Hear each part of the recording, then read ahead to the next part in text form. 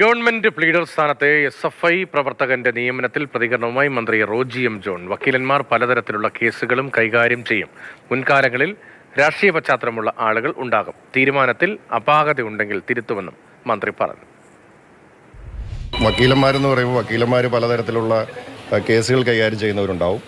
അതിനകത്ത് പിന്നെ മുൻകാലങ്ങളിൽ പല പശ്ചാത്തലവുമൊക്കെ ഉള്ള ആളുകൾ ഉണ്ടാവും. നമുക്കത് കൃത്യമായിട്ട് പാർട്ടി ആലോചിച്ച് അതിനകത്ത് എടുക്കുന്ന തീരുമാനങ്ങളാണ്. ഇനി എന്തെങ്കിലും തരത്തിൽ അതിനകത്ത് അപാകതകൾ സംഭവിക്കുന്നുണ്ടെങ്കിൽ അത് തിരുത്താനും സർക്കാർ തയ്യാറാണല്ലോ.